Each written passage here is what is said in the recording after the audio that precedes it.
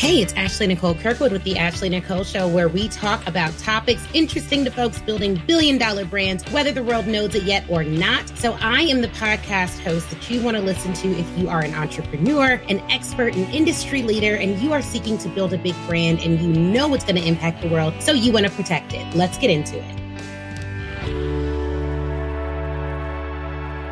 Hello, hello, hello. My name is Ashley Kirkwood. I'm the owner of Mobile General Counsel, which is a law firm for 7- and 8-figure brands. We also help other business owners who are looking to build big brands to protect them. And I also run Speak Your Way to Cash, which is the premier community for speakers and entrepreneurs who are looking to start at the very top of the speaking market versus working their way up from the bottom. We're the only program on the market that teaches you really how to sell those 5- and 6-figure corporate contracts and package them through licensing and some other creative techniques that I have developed through the paid methodology. So, I love all things, honestly, all things excellence, right? So when you join me in my law firm or in Speak Your Way to Cash, we are big thinkers, forward thinkers. We're all about protecting the vision. So I wanted to talk to you guys about something from my past. It's like a blast from the past. Prior to going to law school, prior to starting my companies, I worked as an inside and outside sales rep. And my job at one particular place that I worked, so outside sales, I did that as an intern for like Philip Morris and a few other companies. I worked full time for a bit,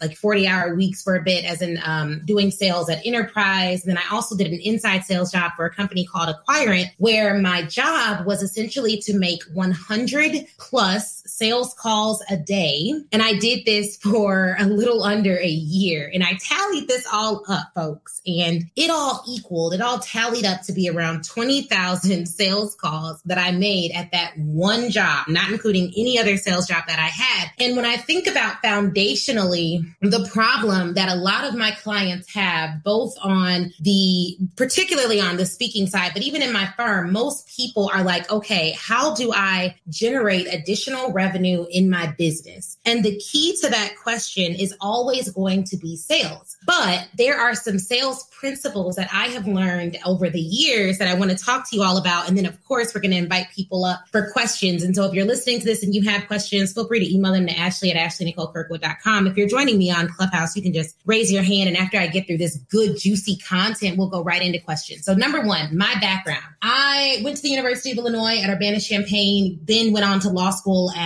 I graduated from law school from Northwestern University School of Law, but first went to another law school called John Marshall Law School. It's in Chicago. And the way that your income projections work as a law student, for those of you who don't know, is the better ranked the law school, the more money you make. Like the average salary out of my first law school was like $56,000 at the time. Maybe it was $60,000, right? The average salary out of Northwestern Law was $160,000 at the time. And then it went up to like $190,000 now, I believe. And the way that I was able to get into Northwestern from John Marshall, which is a lower ranked law school, was sales. It was literally sales. Like everything in your life that you are trying to talk people into doing for you is essentially you selling them on an idea or a concept. So for anyone listening to this that feels like, oh, I don't need to understand sales or it's not a very important part of what I do, even if you are a corporate leader and you are trying to motivate a team, you are still selling them on a vision. So after I sold Northwestern on letting me transfer there, I graduated and worked at a firm called Kirkland Ellis full time. But prior to starting at Kirkland, they said, I couldn't work there. They didn't hire me right out of law school, or they didn't hire me as an intern to summer there while I was in law school. So I had to devise a plan to, again, sell them on hiring me. And the way that looked was this all sounds like background, but I'm promising you there's actually a really good principle that I'm going to teach you all about this. I first figured out when Kirkland initially told me when I was in law school, this is some background story that's going to lead to a principle. When they initially told me that they were not going to hire me as a summer intern, my first reaction was, okay, excellent. I got the contact information of the people that were interviewing me, and I vowed, and I asked them a question. I was like, do you mind if I call you and allow you to guide me on where I should work, because if you guide me on where I should work, it'll help me make better decisions. You're already such a successful attorney, blah, blah, blah, right? They were like, oh, of course, even though we can't hire you, I'm happy to help you make your decision. The critical element there was I needed the person who told me no to understand that other people were always going to tell me yes. Okay. So the number one principle when you all are thinking about selling to your clients and your prospects and whoever you're selling to or your team members, they need to understand that there are other people that are always going to be buying into the concept of you or whatever it is that you're selling. So I do this. I ended up getting like 6 or 7 job offers to work at other large law firms. And I specifically went and worked at competitors of the firm that I wanted to work at. And I did that because there's something called the Jones method of selling, right? If you're taking notes on this, just write the Jones method of selling down. It's essentially this method of selling that says the core concept is if you can show the person that you are attempting to sell that other people that are similarly situated to them have bought into your idea, concept, or product, they are much more likely to buy from you. So the reason when my number one law firm, dream job out of law school, told me no, my next step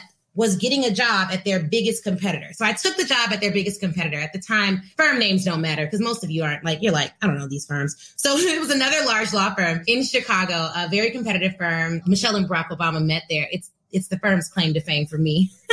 I'm sure they would disagree, but that's like why I was so impressed with the firm as a law student. So I go and work at this other firm. And after my summer there, I go back to the original firm that told me no. And they hire me on because they're like, oh my gosh, this is a great opportunity to poach from one of our biggest competitors. And I think the principle there, this Jones method of selling basically states the whole point of what we do is to earn trust. All of you on here have heard about know, like, and trust.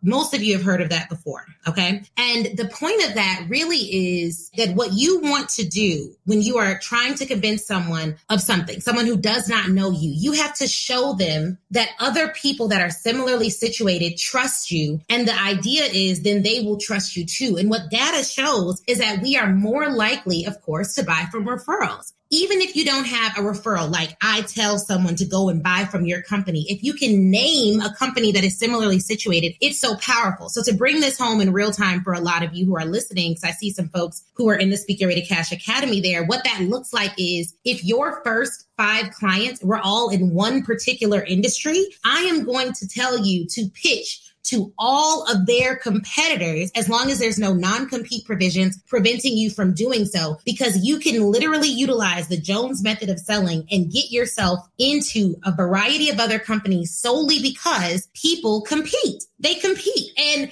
you want to, some people, they lean out of competition. They're like, oh, competition is bad. I don't compete. I never compete. Why would I do that? No. Whether you are in the game or you're not, you are competing. And there are a variety of people that do what you do. And so it's your job not to hard sell or convince people that you're the best option, but to show them that you're the best option by way of your, we say receipts, but by way of the other people that you've served that are like them, who you've also helped to get a result. So it is a way to utilize the power of referrals without actually having a referral. So because I have done work for a large pharmaceutical company, every other pharmaceutical company that I pitch, I can talk about the work that I've done for this pharmaceutical company without ever saying and here's all the written reviews, which I do have. But even if I didn't, I could still utilize this Jones method of selling to sell them on that. So I wanted to start with explaining this Jones method of selling, right? But before I even went to law school, before I utilized these principles in my day-to-day life, I worked in inside sales and I made all these sales calls. So my job, this is my job every day, guys. I want you all to imagine this.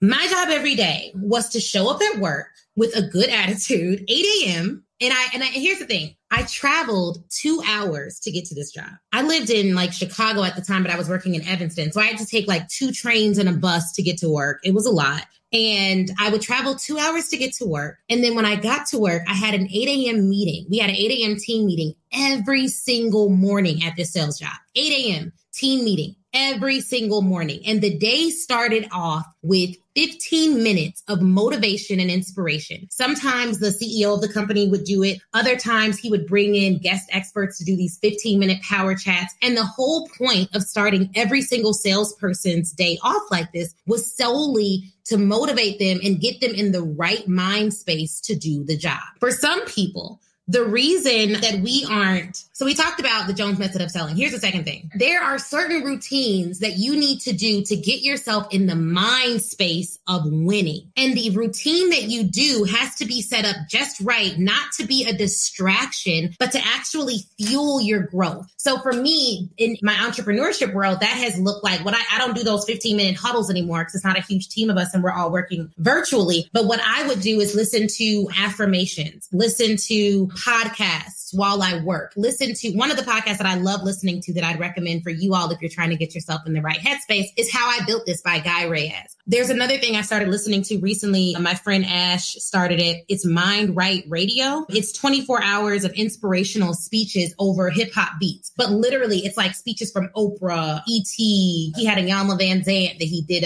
something for. So Mind Right Radio is something I've started to listen to frequently. But you need to do something to get yourself in the right headspace. That's super, super, super critical. Okay. So the third thing we're going to cover, and I think there's really 5 things I'm going to cover before we open it up to just straight questions. I'm going to get through this content. The third thing I want to cover, you have to chase and be prepared for the no. So when I worked this job doing these 120 sales calls every single day, day in and day out, I was told no over 100 times. If during the course of a day, 5 people said either yes or they wanted more information, I was happy and I would reach my sales quota. So I was waking up every single day, literally chasing down the no's. The quicker people would opt out or take themselves out of my process while doing this, because this is like hardcore inside sales. This is not what I do now, obviously. But the quicker they would take themselves out of that process, the better, because I knew I had to get at least 90 no's before people would even start saying yes. If they were interested in more information or following up, that's also good. I considered that a win. But for the most part,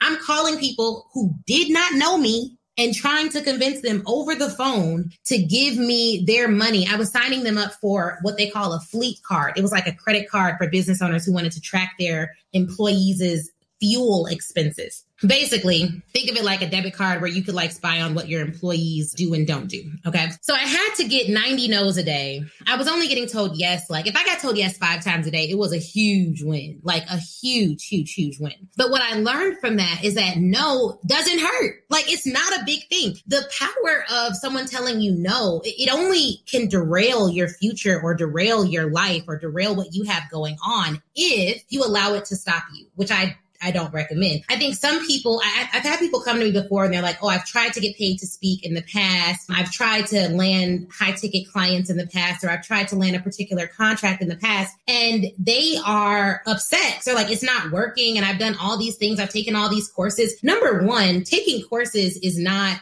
doing the work. The other thing that we did at this sales job was 6 weeks of training, 6 weeks of training, like 6 weeks of just training. That's all we did for 6 weeks was train on sales methodology, sales methods, overcoming objections, how to take people through a pipeline, learning how to utilize a CRM. It was all training. After that 6 weeks, we then had to go forth and make the calls. You know, getting the training, getting the information from these experts and coaches that you've hired is not you doing the work. That is solely you preparing yourself to get the yes. But you're going to get no's. And when people say they've tried to, get paid to speak or they've tried to run their business in the past and it didn't work, I always wonder how many no's did they get? Because think about it. If I'm doing 120 sales calls a day, between 100 and 120, I didn't drop below like 100 ever. Like I was not doing that. And I was a top sales rep there. So I was making my calls. But if I'm doing 120 calls a day, like I'm doing over 20,000 calls and 90 people a day are telling me no, like, you know what I mean? Like that's a crazy amount of no's. We're talking about like 70,000 people have told me no. You know what I mean? Like not even 70,000 of 20,000 sales calls. But like if we're doing those sales calls every single day, hundreds of people a day are likely to tell me no. Hundreds of people a day. That's thousands of people a month that are telling me no. And what I find is that entrepreneurs give up if like 50 people tell them no. And that's just not enough no's. You just haven't been told no enough. And so for a lot of us, The only reason why we have not excelled at the level that we can is because we are chasing the yes versus chasing the no. And if you want to excel in sales, in developing a business, in doing something on a high level excellently, you need to chase the no and don't look at it like it's a detrimental thing. And more importantly than chasing the no, because in my job at Inside Sales, right? Inside Sales, it was like, I got to chase the no, I got to get the no, and then I got to move on. But what you have the ability to do as an entrepreneur that has a more targeted list of people or a targeted identity of people that you want to serve and help is you can get a lot of data from those no's that will inform the way that you sell in the future. So instead of them just telling you no flat out because they don't want to buy your product, they can join your list. They can listen to your podcast. You can engage with them over time if you have the right processes and procedures in place and the right content that will help to convert them to buyers later on down the line. Because what I realize people do, and this is something that I think we take totally for granted, right? We take this for granted so much. I'm going to tell you guys what happened. Hey, attorney Ashley Kirkwood here. And I just wanted to give you a quick plug for your business. If you are a business owner or a brand builder, you have a brand and you've never spoken with an attorney about your brand, or you do not have consistent legal counsel now, I want you to head on over to mobilegeneralcounsel.com and book a legal audit or a consultation with my firm, Mobile General Counsel. We handle federal trademark law nationwide, and I'm barred in Illinois to handle additional matters. So if you are someone who is interested in bulletproofing your brand, protecting your brand, ensuring that your brand is guarded, then you need to go on over to mobilegeneralcounsel.com, click on legal services, and book your legal audit or legal consultation today. You can also call the firm at 312-880-8518 if you have any problems booking online. So I'm super excited to talk to you guys. Let's get back into this episode.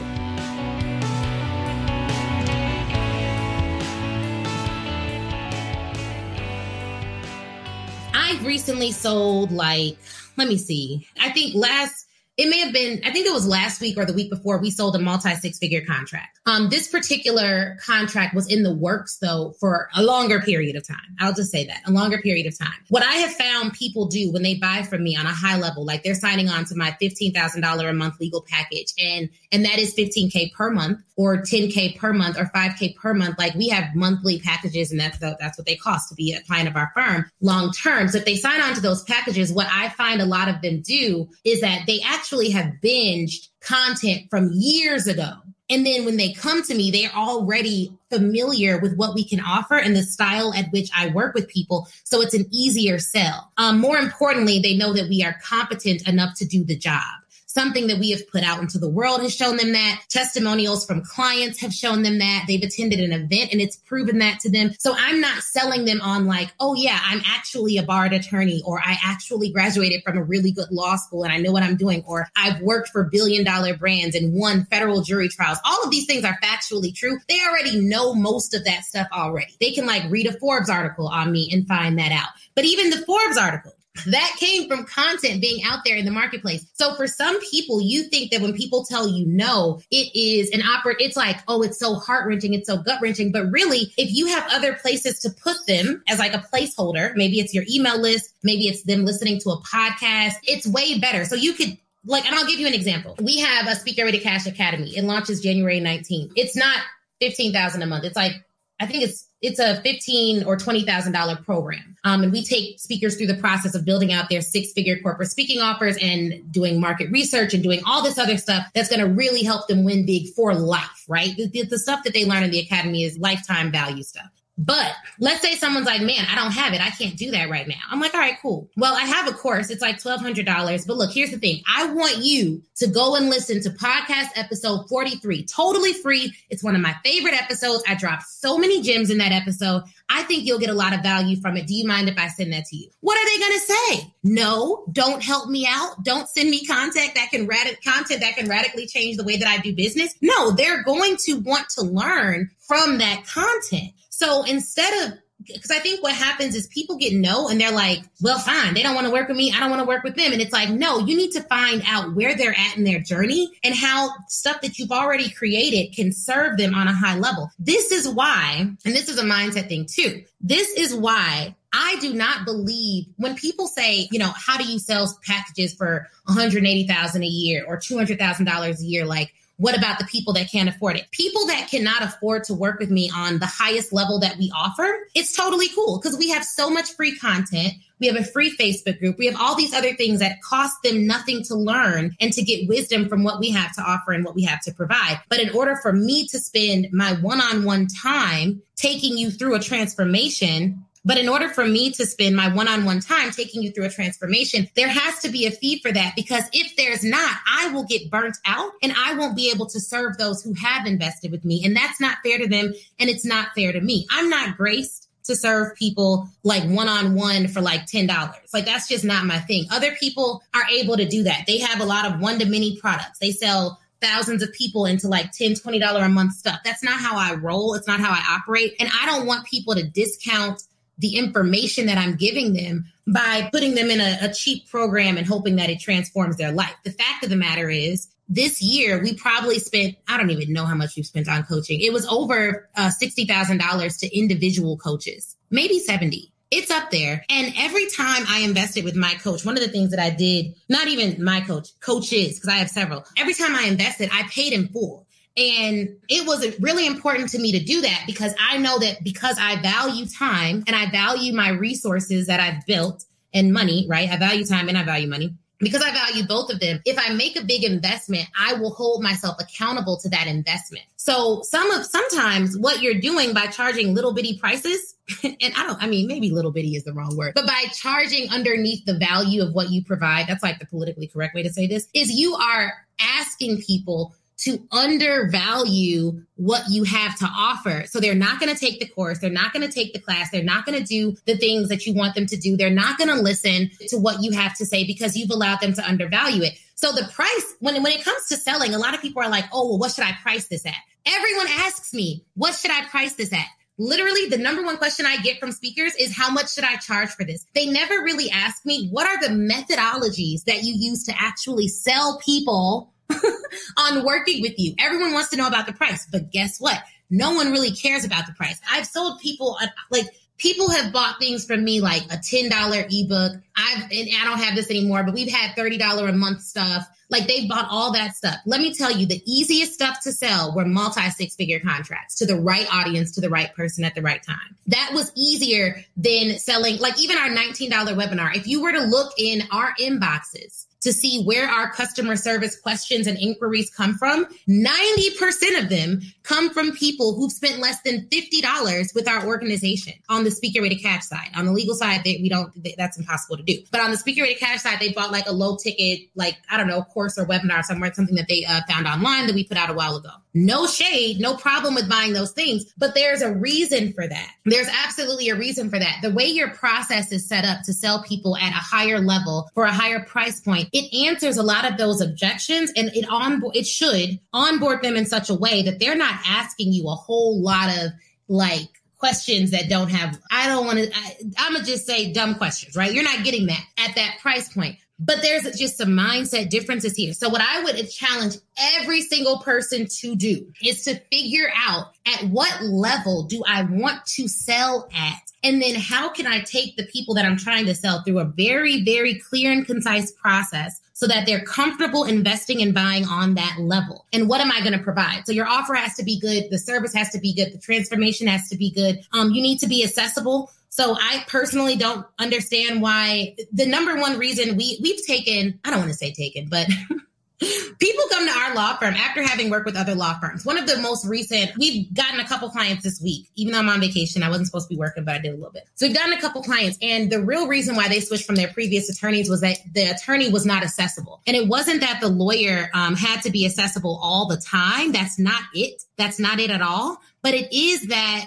if you're going to sell someone on a high level service, product, or offering, you need to at least have a system in place where they can reach you.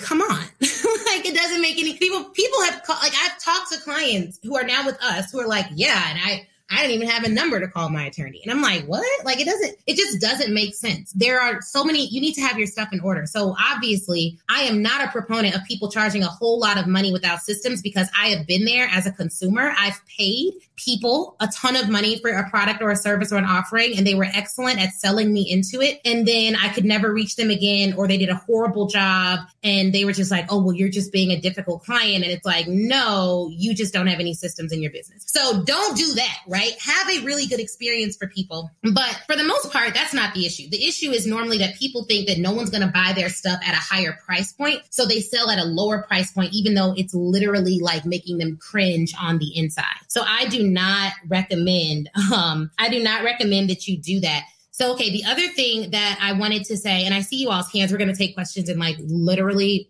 2 minutes. So just raise your hand again at that time. Overcoming.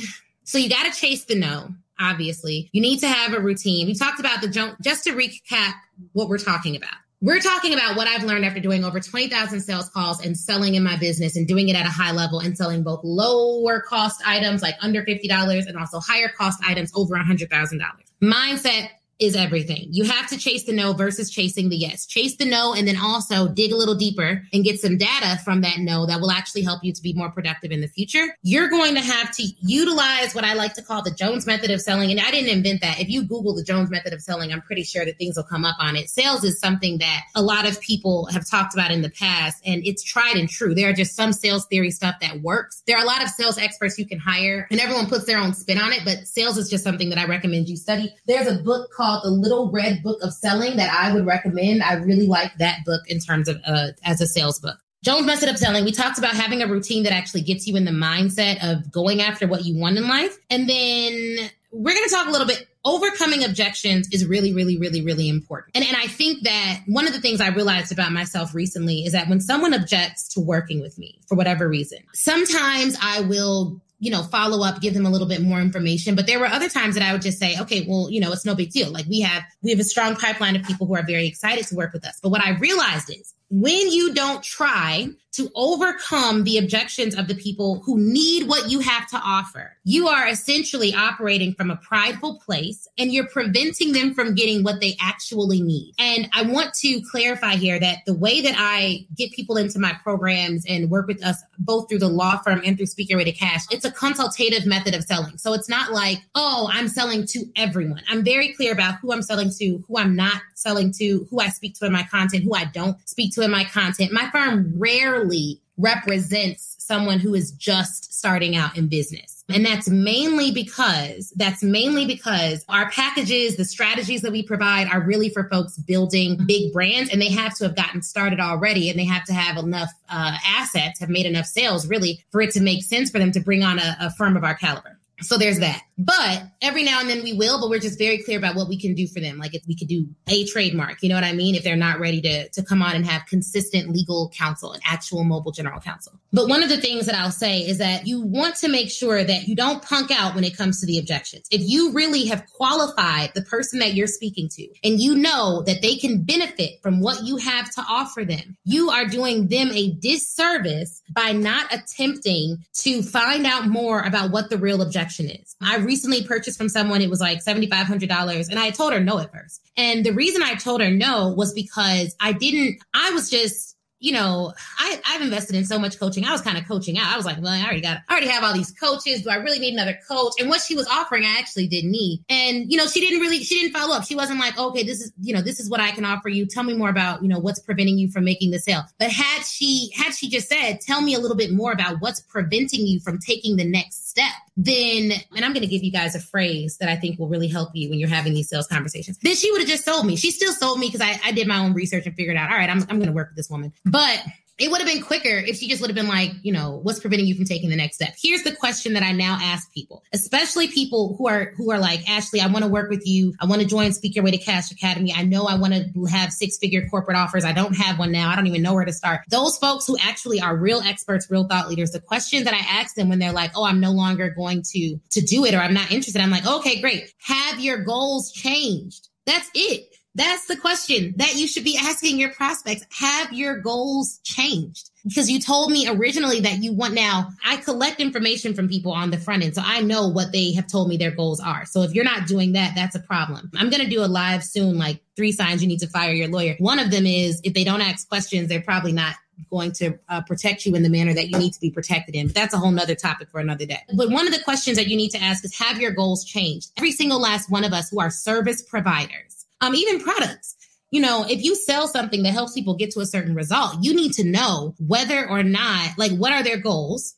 And if they don't buy from you or they're not ready to take the next step, you need to find out if their goals have changed. If those goals haven't changed, then there's some other reason that's preventing them. Now, if it's price, like they genuinely can't afford it, my value system does not allow me to be the type of person that's like, oh, go to payday loan, go mortgage your house. I don't do all that. That's just not how I like to operate. However, if it's just a mindset thing, then we could talk about it. And most of the time we can just overcome it. It's just not a big deal. But it's all about keeping service at the center. Because if what you have can help people get to the next level, then you absolutely want to make sure that you're doing that. The last thing that I'll cover before I take some questions, and if you're listening to this afterwards and you're like, I wanted to ask a question, then just feel free to email me at ashley@ashleynicolekirkwood.com. But the thing I recommend you do instead of pitching. So I talked about my sales job where I was literally like cold calling hundreds of people a day. It's not the most effective way to sell, but even with cold calling, we made sales. So the lesson there is, even if you're just going to do like hundreds of cold calls a day, there are certain people that are still going to buy. But the other thing that I wanted to say is, like, instead of pitching, what I recommend you do is invite people to experience what you have to offer. And this may be, you know, in your first interaction with them, instead of like, hey, I want you to buy this, blah, blah, blah. It's like, hey, join me for my live session on Friday. I think you'll really enjoy it. Or join me in this webinar I'm doing next week. I think you'll really enjoy it. And whether you're selling to consumers or to corporations, inviting people to experience you in your zone of genius is the best way to get them to trust you and hopefully like you. And with that trust plus like, all you're doing after that is figuring out whether they have the budget to bring you in and to hire you. And that budget conversation, if I do a 40-minute call with a corporation about the packages that we have to offer them through Mobile General Counsel on our consulting side, the price piece of it is like 10 minutes. It's the most insignificant piece of the discussion. I've qualified them on the front end, but that piece of it, people put a lot of weight on that little piece. But if you haven't done the fact finding, that portion of the call where you're getting more information from them, you're digging deep, you're co-creating vision with them. If you follow me for any period of time, you know, I'm big on that, co-creating vision with your corporate client, then the price part is just like the last piece of it. So I highly recommend you invite them. That's a part of the paid method that we teach in our academy. But hopefully you've gotten something out of this discussion. I really just wanted to share those tips with you guys, because whether you are a speaker selling corporations and colleges on the transformation you can provide to their employees or students, or whether you are an entrepreneur that has your own business, you want to figure out whether sales is something that is a point of an opportunity of growth in your business, and then you want to fix it fast. Because I'm telling you, in my opinion, it's easier to sell at the top of the market than it is to sell at the bottom of the market. But if you're going to sell, and if you're going to sell items under $100 and that's your bread and butter, you just need to do that at scale. And that's really going to come from paid ads, etc. So the way that we sell involves conversations. And so that's kind of what we're talking about today versus like the paid ad strategy of selling. But yeah, definitely. If you have any questions, please let me know. I'd be more than happy to answer any questions. But otherwise, thank you so much for joining the Speak Your Way to Cash podcast. Thank you so very much for tuning in to the Ashley Nicole Show yet again. Do me a favor and give this podcast 5 stars on Apple Podcasts. Give us a rating. It helps us to continue to bring on excellent guests and information and ensure that we are giving you exactly what you want, exactly what you need. If you want to stay connected with me and join my mailing list, just go to ashleynicolekirkwood.com, click on the Connect with Us tab, and you will see all the links there to join my email list, grab some freebies, and some other cool stuff too. So hopefully you can do all of that, and I will see you guys next time.